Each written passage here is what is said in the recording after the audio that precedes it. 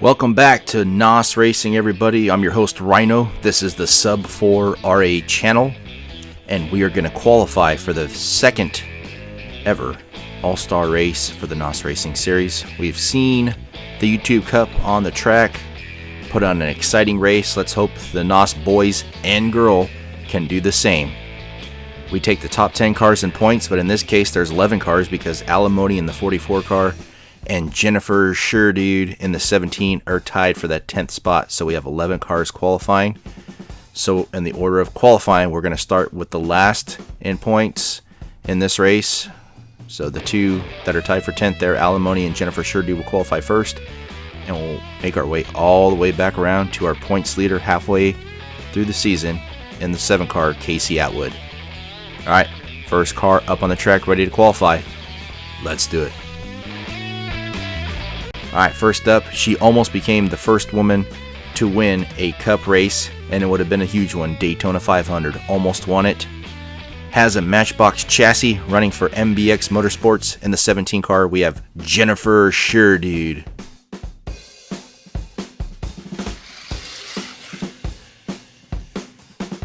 All right, Dude puts up a time of 2.54. That's pretty decent. Let's see how it holds up. All right, he was your all-star race winner last year in that 44 car from Mattel Motorsports. We have Alimony. Remember, he's not racing because he wants to. He's racing because he has to.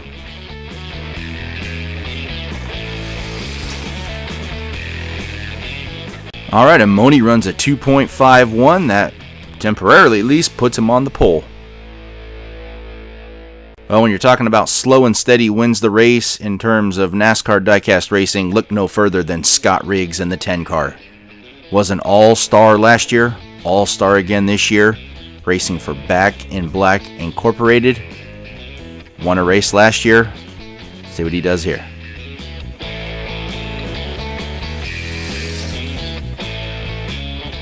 All right, a little slow coming off that turn there. That was a 2.89 for Riggs. Let's see how it holds up.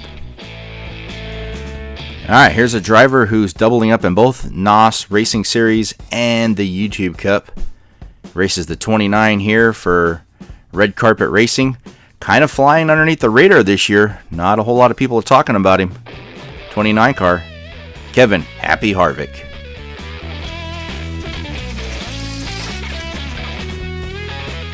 All right, Harvick runs a 2.55. That puts him third for the qualifiers that have run so far. All right, next up is the champ. Last year's individual champion in that 94 car. Flying under the radar. He's picked it up lately this season. Kind of started off slow last year too, and then really picked it up in the 94 car, Wolf.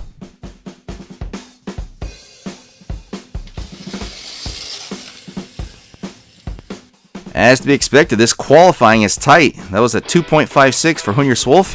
Puts him fourth right now. All right, next up, a guy who had high expectations last year, didn't quite live up to them. So this year, I think he is really kind of flown on the radar to get to this point, doing really well in the standings. In the 5 car, we got Rowdy Kyle Busch.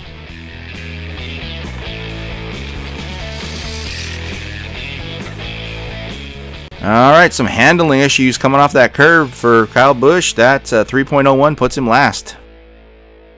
I almost feel bad for this guy. He has an assist this year, but his teammate Rico Singleman has 2 wins, so not a whole lot of attention being put on the driver of the 50 car, Star Ski Hutch.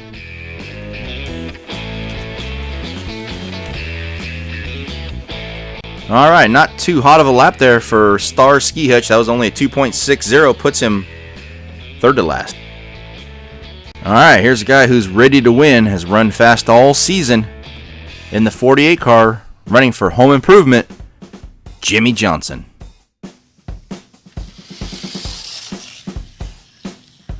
All right, there we go, a 2.47 for Jimmie Johnson, puts him in the pole, knocks Alimony down to second.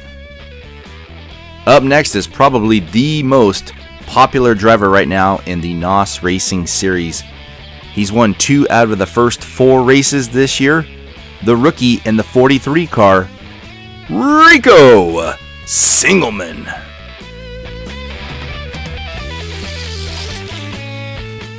Oh, Singleman with the 2.47 also. So since Jimmy Johnson qualified first, that leaves him on the pole. And on his outside right now, in the 43 car, Rico Singleman. Alright, I know we've talked a lot of... Well, I have. Nobody else has. I'm the only one talking. I know I've talked a lot about guys and cars in here flying under the radar, but nobody has flown under the radar more than this 30 car this season, I would say. The 30 car for Red Carpet Racing, Jeff Green.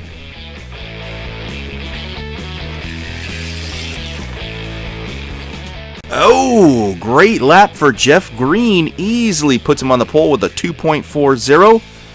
With only one car left, get an attempt to knock him off the pole. And for that, for the introduction, we're going to turn it over to the honcho man, Sandy Ravage. Take it away, Haunchy Haunch. Haunch, haunch, haunch. Haunch, haunch.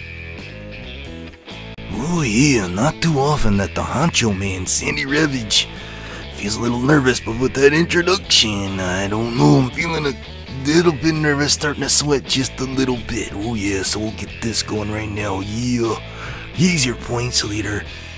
He had no chance last year in the 19. Oh yeah, not with Evernham Crocker. New team, new car. Oh yeah, just the perfect recipe to get on the track and tear it up. Oh yeah, in the 7 car.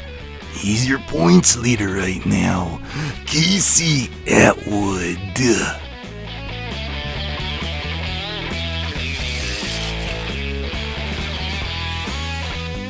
Oh, he's not a very good lap for the points leader. Oh no, only a 2.64. That's not gonna cut it.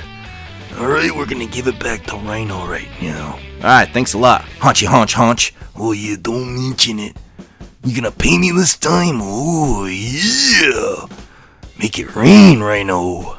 Well, weather calls for sunny skies, so we'll see what happens there, Honcho. Oh yeah, looks like I'm gonna have to hop in the car with alimony. We're both broke as a joke. Oh yeah, thanks a lot, Rhino. Well, it is what it is, Honcho. You win some, you lose some, just like these drivers out here. That being said, here's your pole award winner in the 30 car, Jeff Green. Now, not exactly sure how important this pole will be, simply because of the 2 different inversions in the race after lap 4 and lap 8. Remember, it's a segment of 4 laps, an inversion, another 4 laps, another inversion, and then an 8-lap main event to determine the winner.